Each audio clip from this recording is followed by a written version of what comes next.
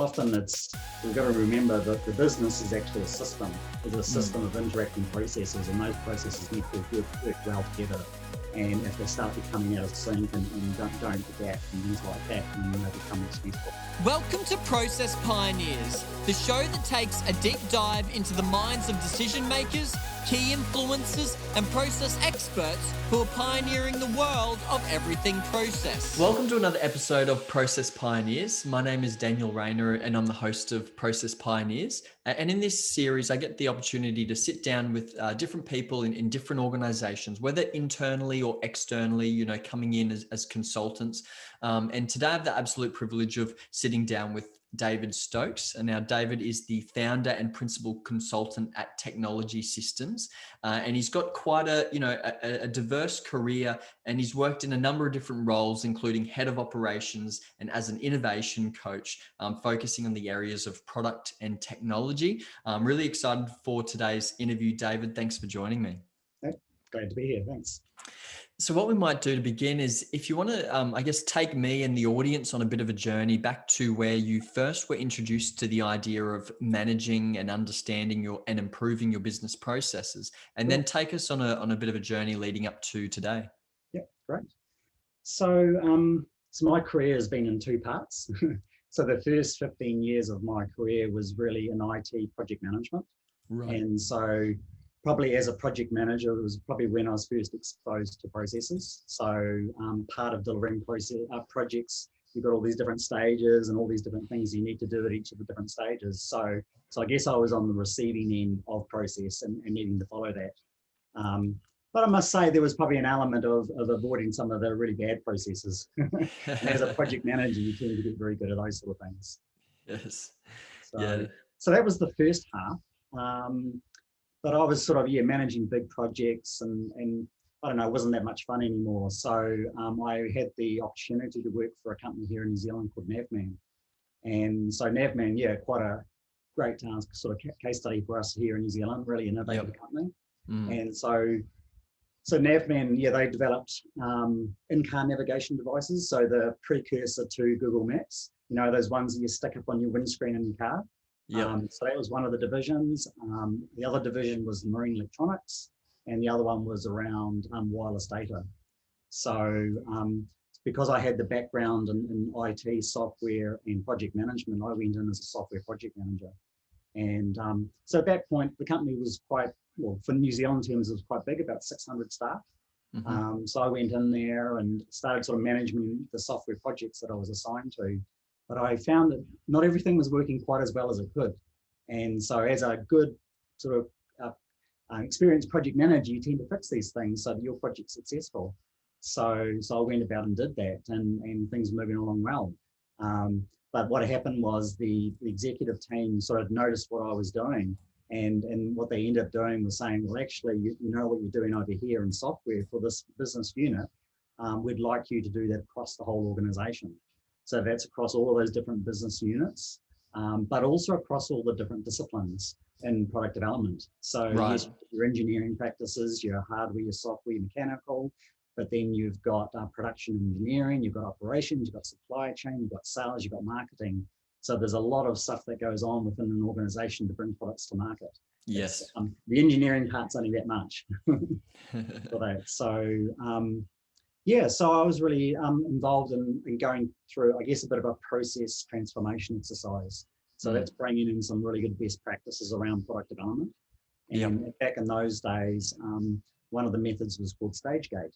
And so basically just developing a stage gate process that was suitable for Navman.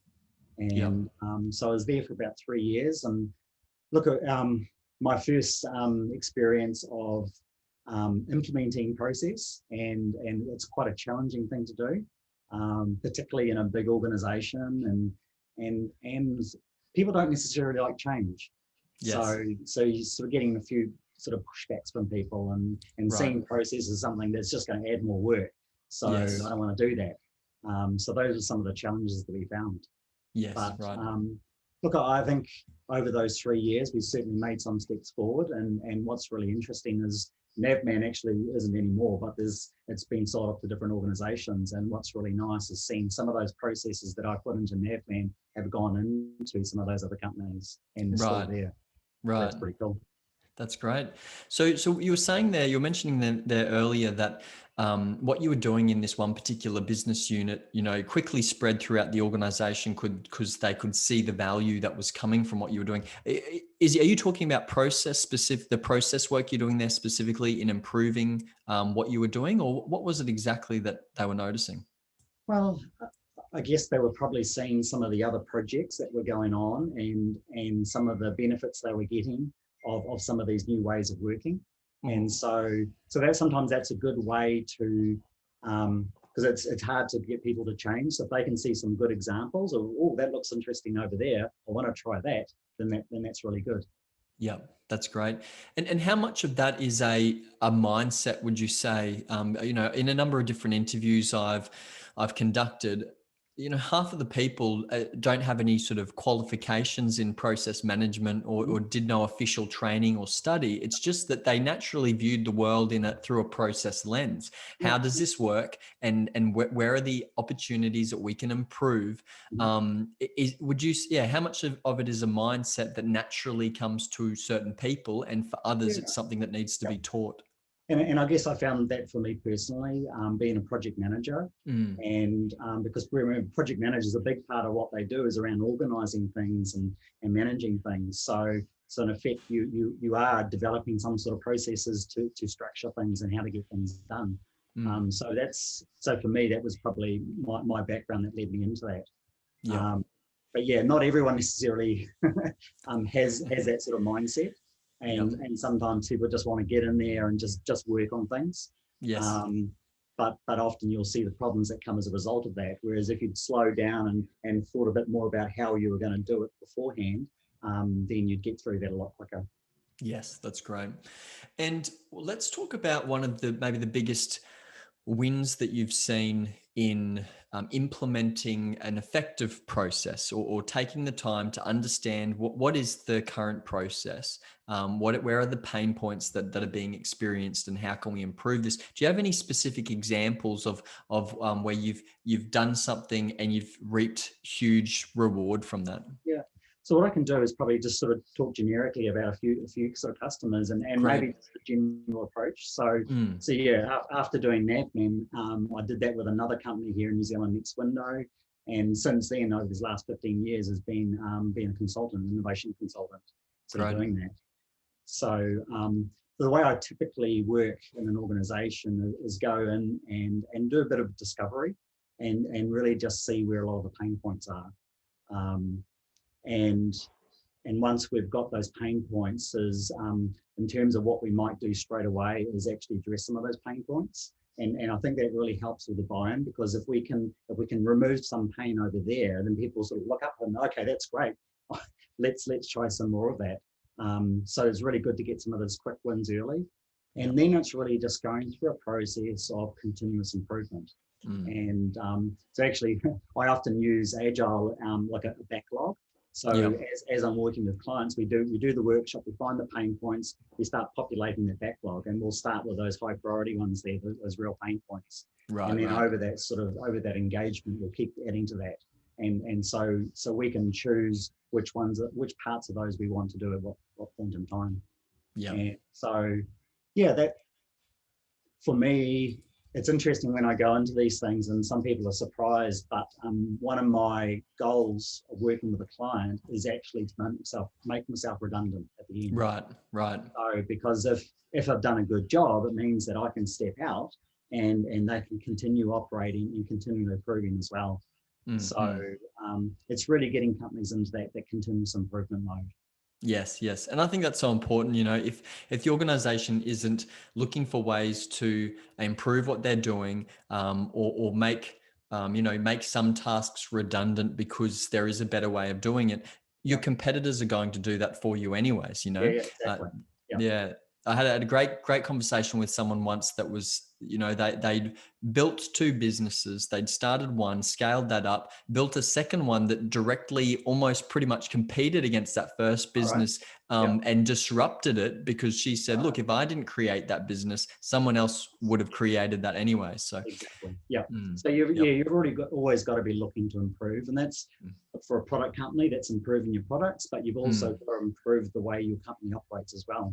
yes, Because yep, what you'll see is often what happens companies get big and bureaucratic and that sort of thing, and yep, then the smaller companies that are able to adapt and change more easily and do things more mm, efficiently are going to mm, disrupt you. yep, So I guess that's one of the key things.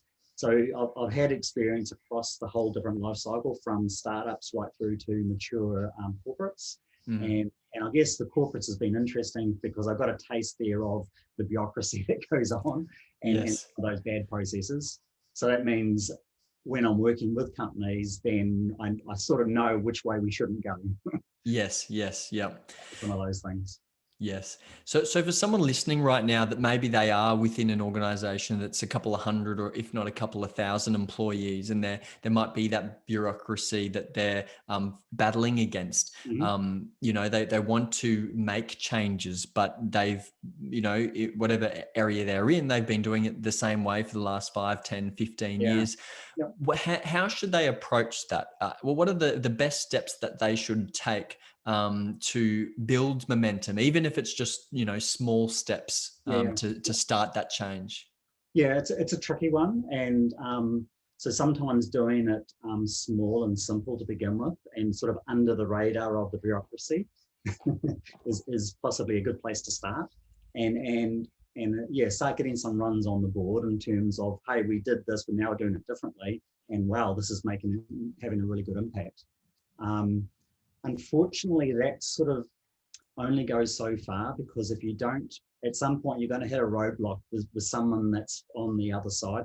Because you want it to spread through the organization, and if you don't necessarily have that buy-in from those other areas of the organization, then it can start holding you back, particularly if you've got projects that are cutting across different groups of people. Yep. So in that case, you go from the other side, which is sort of start right at the senior exec level, and the CEO or the chief operations officer saying, right, guys, we have to get better at doing this. And but the key question is, how do you get them to aware of that? Yes. Yes. And it's interesting, though, in these organizations, you'll have lots of case studies of where things have gone really bad. And Yes. sometimes you just need someone just to remind you, remember that time we did that, how badly that went? Why don't we do it different this time? Yeah. So what I've found over the years is pain is good. Yep. Pain often means people want to change to avoid that pain. Mm. So when we look for those quick wins, we're looking for those real pain areas. Yep. And if we alleviate those pains, then people will be really happy with that. And then you start getting buy-in from everyone. Yeah. So look, it is a challenging one. You can start from the bottom, start from the top, and in some ways you probably want to do a bit of both if you can. Yes. Yes. Yes, that's really good. And I love the point about those small wins, those quick wins, because, that's what, when you are pitching to that executive team, that's what they're going to want to know, and I guess have the confidence in, is if, what's the return on investment going to be, and how long will it take for me to realize that investment?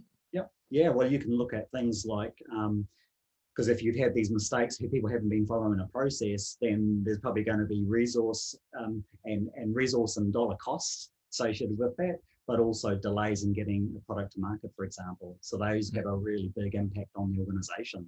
So if you can talk in those terms with the CEO at the executive level, that, hey, we can get this done faster and cheaper and get it right the first time, then it's pretty well a given, isn't it?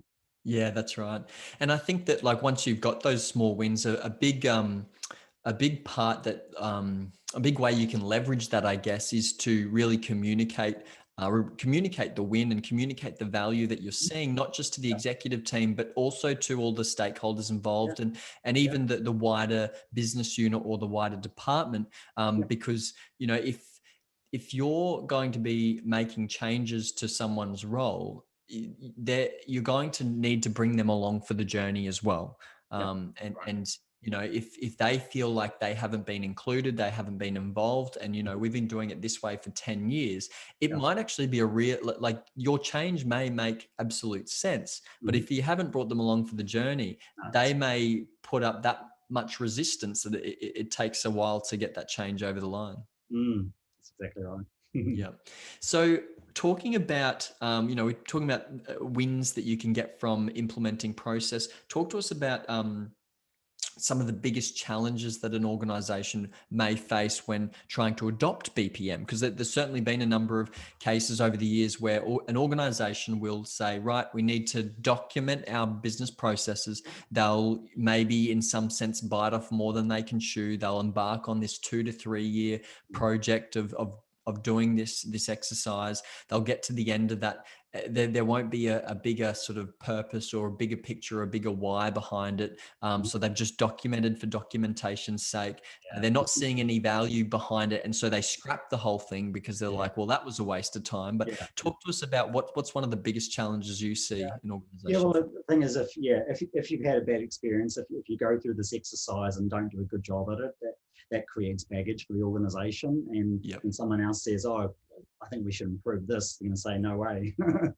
But so some of those challenges for me, well, change management's really a big thing because people just don't like change. And so you've got some people that are more adaptable and like that sort of thing, but there are some people that are just stuck in the way, and so that can really slow things down. Also, in an organization, guess what? They're not going to stop for 3 months while you stop everything and develop all these processes and teach everyone.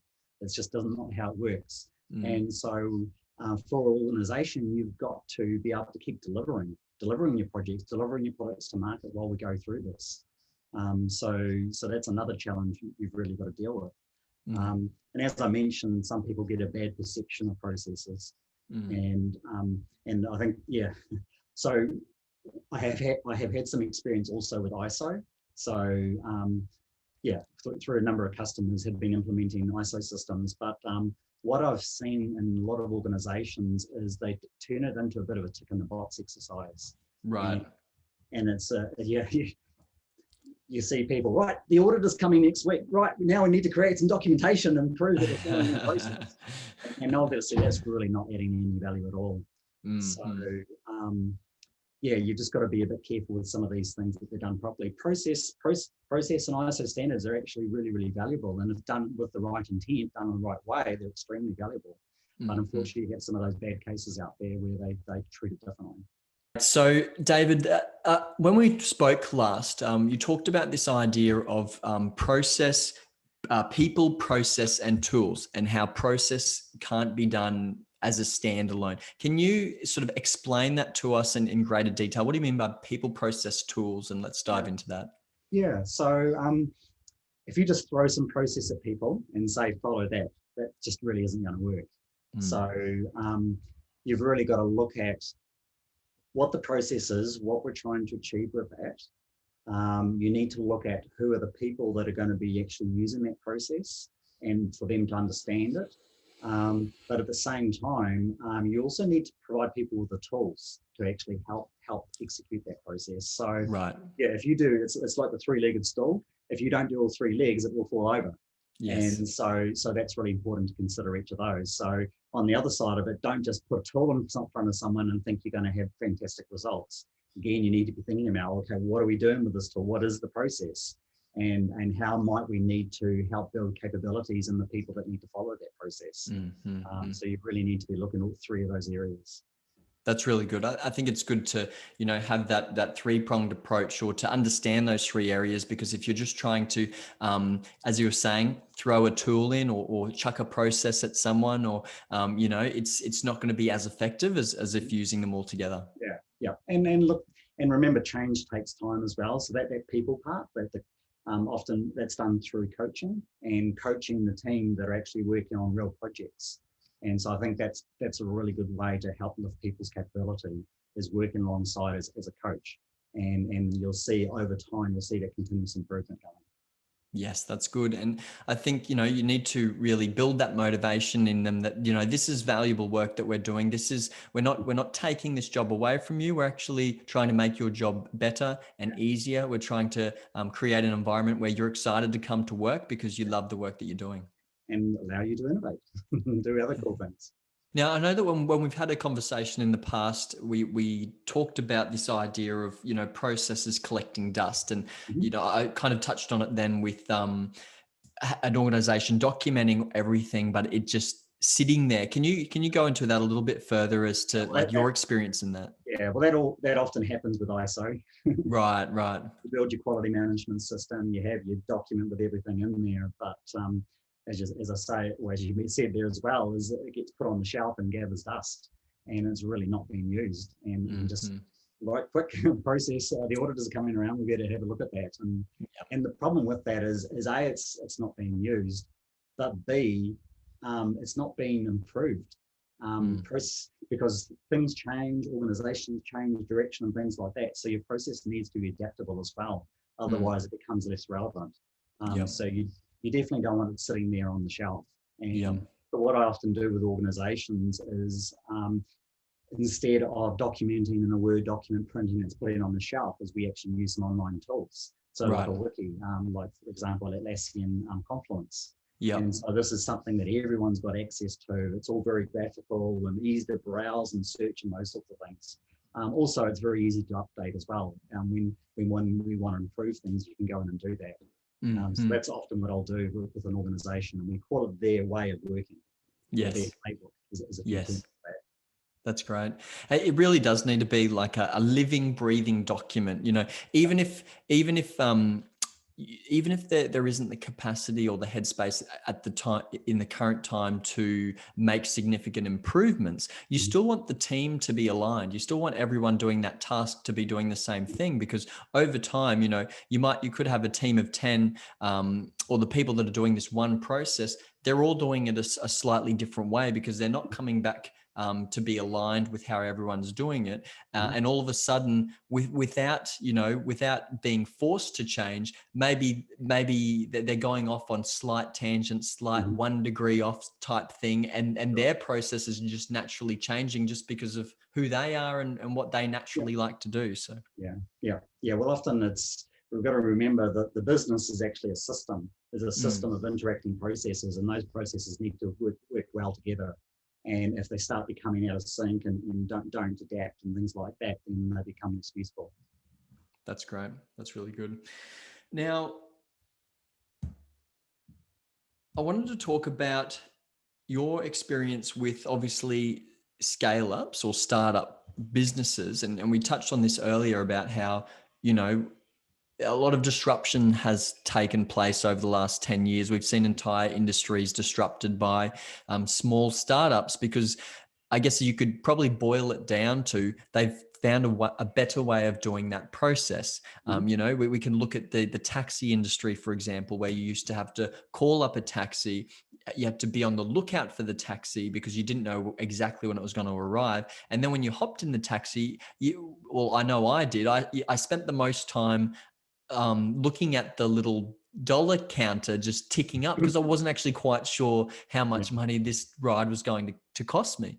But now with your ride share and your Ubers and things like that, you've got an app, so you can order it from there. You don't need to be talking to anyone on the phone, so you can be doing it at the dinner table or at the restaurant. When it arrives, you don't have any it's not unknown when it's going to arrive. You can see on the app there when the little car gets to your location, and also you're locking in a price, so it's not like something that fluctuates. You lock in that price, you jump in, and you have the comment, and then you can spend the rest of the ride doing what you want to be doing. So it's a great customer experience, and I think that's what companies need to be really focused on.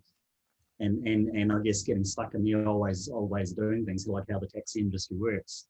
So, yes. and I guess that's why I love innovation and product development, because that's actually really what it's all about.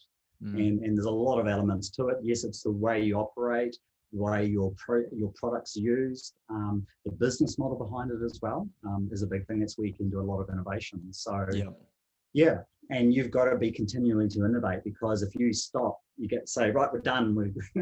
And then others are going to come along and they'll probably go ahead of you. So you need to keep evolving. And also technologies are changing as well. So something that wasn't possible now could be a little bit further down the track. So as an organization, you need to be looking out there into the future and what's going on. And I guess this is why innovation processes are really important, because that's exactly what they do. They're looking at seeing what's going on around the ecosystem and or the environment that the company's working in. And it's looking strategically what they could be doing. They could be looking at trends that are going on. They could be looking at their competitors, and then finding, right, well, what is the right product to bring to market, and going through that process. And once you've figured out what it needs to be, then the delivery process of getting it to market.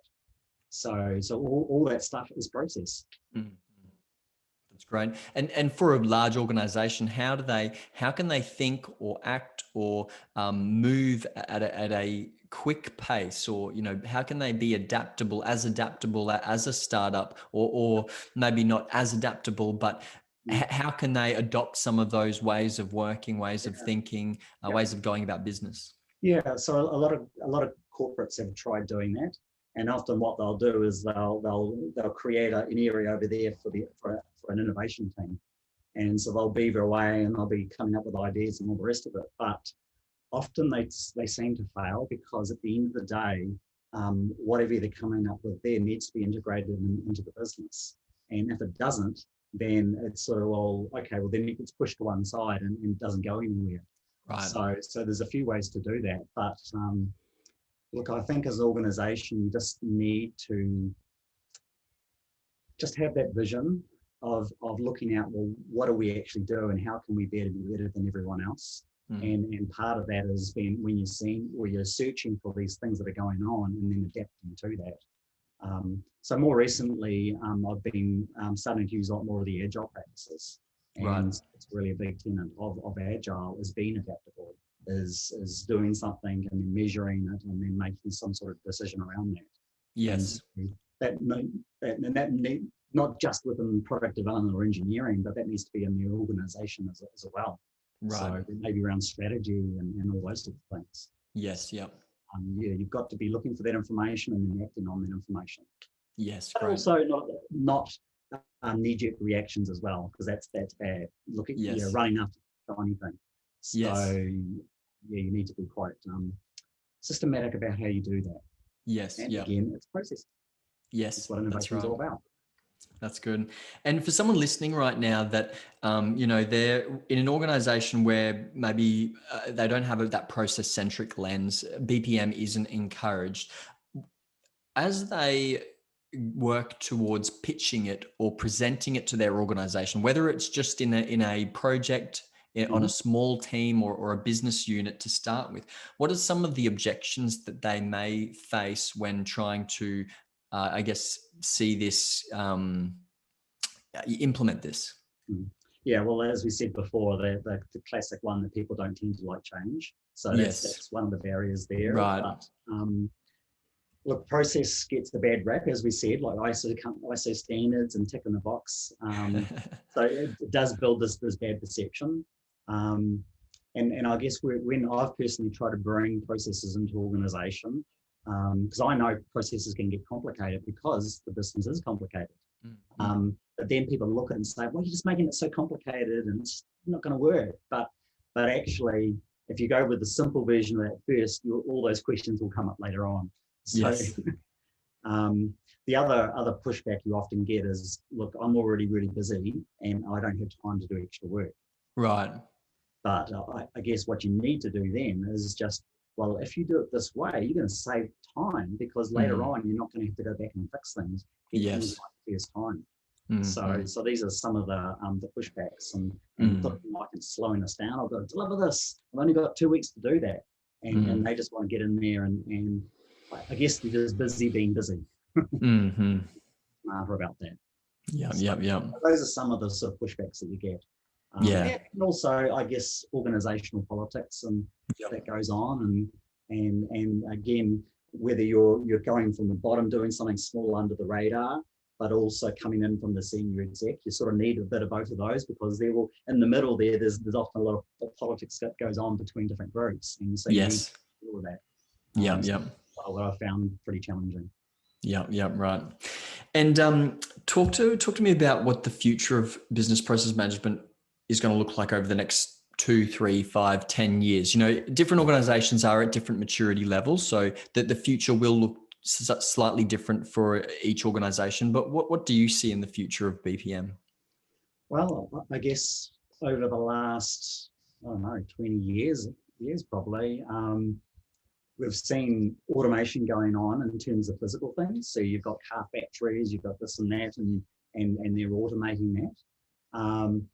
So I guess what we're seeing now, we're seeing robotic process automation, and from a process standpoint going on. And so I think that's going to be pretty interesting. And yeah, I don't know what it's going to mean in terms of people's jobs as well. Like when physical automation was happening, then people were laid off and that sort of thing. Is that going to happen to us? Because I guess what we do, it could be a process that could be automated. So maybe we miss out on a job. So right.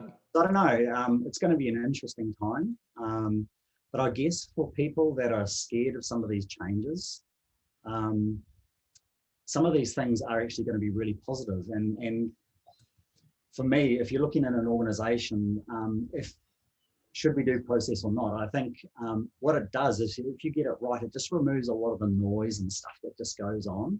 And it means that you can sort of sit back and then be more innovative and focus on the innovation rather than just executing these things. Yes. So I think it will give us the headspace and the ability to then do some of those really innovative things. Yes. I think it's really important to understand your baseline. Where are you starting at? How are you currently delivering value? And then once you understand that, then you know where you can improve and how you can improve. Yep. That's great. Now, for those that are listening that, they've listened to this conversation that we've been having and, they've been gleaning a lot from, you can only scrape the surface really in 30 minutes, but they've been learning a lot about, innovation and process management, process improvement. Maybe they're in an organization where it doesn't really foster that thinking. Where would that person go to, I guess, continue learning about process and BPM and what it can do for their organization? Yeah, so I don't know if there's actually any pure BPM organizations out there, but I guess the stuff that you're doing which is good. So I guess people want to find out more about BPM. But I guess for me, coming from probably a product development perspective, one thing I find quite useful are there's a lot of meetups and groups that are out there. Great. And actually I'm part of I run some of these events as well. So this is me giving back to the community. And so in New Zealand here, we've got Product Tank, it's now Product HRI, and we run regular meetups. There's actually one tonight that I'm going to be rushing to after this. And for that, it's really good. So it's all about product development, and product development is a process. And so then you can talk to other people there, you can network, and often there'll be some sort of presentation on a particular topic, and that'll sort of deep dive in a particular area. So I found that really useful, and I think a lot of other people do as well. So there's probably lots of meetup groups out there. So just go into meetup.com and just see what's going on. And you'll probably find quite a few different groups that you could get involved in. That's great. That's awesome. I think it is really important or really valuable to meet up with people or talk with people that are currently that are either facing these challenges or have overcome these challenges, because you're not talking theory, you're talking to people that are putting this into practice. Exactly. Yeah, no, I think that's really useful because there's lots of techniques and things you can do or tricks you can do to achieve things, and you probably can only learn those from other people that have experienced it themselves. So I really recommend that. That's great. A lot of fun as well, finding out what other people are up to and other companies. Yeah, that's right. Well, David, I just want to thank you for joining me today, sitting down with me and having this talk about, innovation and process management and process improvement and sort of everything, well, a little bit that comes under that banner. So I know that the audience is going to glean a lot from our conversation. So thank you for joining me today. Great, you're very welcome.